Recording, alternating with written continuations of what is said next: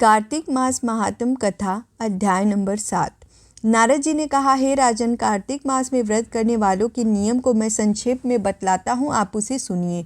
व्रती को सब प्रकार के आमिष, मांस, उड़द, राई, खटाई तथा नशीली वस्तुओं का त्याग कर देना चाहिए।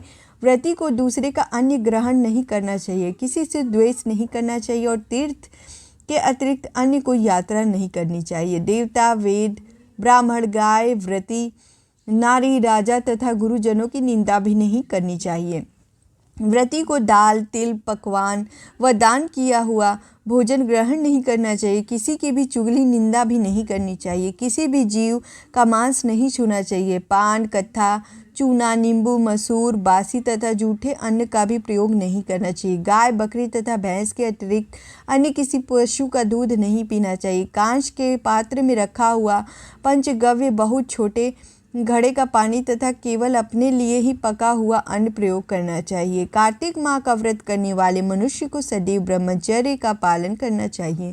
उसे धरती पर सोना चाहिए और दिन के चौथे पहर में केवल एक बार पत्तल में भोजन करना चाहिए। व्रती कार्तिक माह में केवल नरक चतुर्दशी, जिसे छोटी दिवाली भी कहा जाता है, के दिन ही शरीर में तेल लगा सकता है। कार्तिक माह में व्रत करने वाले मनुष्य को सिंघाड़ा, प्याज, मंठा, गाजर, मूली, काशी फल, लौकी, तरबूज, इन वस्तुओं का प्रयोग बिल्कुल नहीं करना चाहिए। रजस्वला, चंडाल, पापी, मलेच्छ, पतित, व्रतहीन, ब्राह्मण द्रोही और नास्तिकों से बातचीत नहीं करनी चाहिए। भगवान विष्णु को प्रसन्न करने के लिए अपनी शक्ति के अनुसार चंद्रायण आदि का व्रत करना चाहिए और उपयुक्त नियमों का पालन करना चाहिए। व्रती को प्रतिपदा को कुमड़ा, द्वितीय को कटहल, तृतीय को तरुणी स्त्री, चतुर्थी को मूली, पंचमी को बेल, षष्ठी को तरबूज, सप्तमी को आंवला, अष्टमी को नारियल, नवमी को मूली, दसवीं को लौकी, एकादशी को परवल,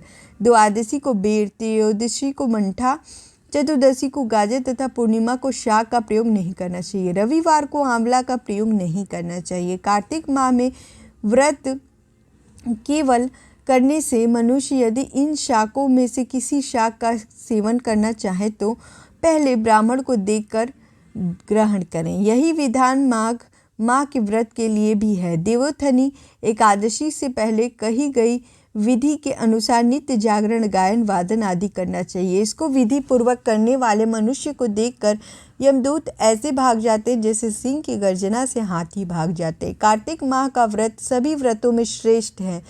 इसके अतिरिक्त जितने भी व्रत यज्ञ हैं वह 1000 की संख्या में किए जाने पर भी इसकी तुलना नहीं कर सकते, क्योंकि यज्ञ करने वाला मनुष्य को सीधा वैकुंठ की प्राप्ति होती है।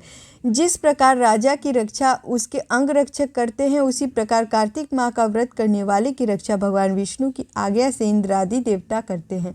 व्रती मनुष्य जहाँ कहीं भी रहता है वहीं पर उसकी पूजा होती है, उसका यश फैलता है। उसके निवास स्थान पे भूत, पिशाच आदि कोई भी नहीं रह पाते। विधि पूर्वक कार्तिक माह का व्रत करने वाले मनुष्यों के पुण्यों का वर्णन करने में ब्रह्मा जी भी असमर्थ हैं। यह व्रत सभी पापों को नष्ट करने वाला, पुत्र पौत्र प्रदान करने वाला और धन्य धान में वृद्धि करने वाला है। तो बोलिए श्री हरि विष्णु भगवान की जय, तुलसी महारानी की जय। तो ये थी 7वें अध्याय की कथा।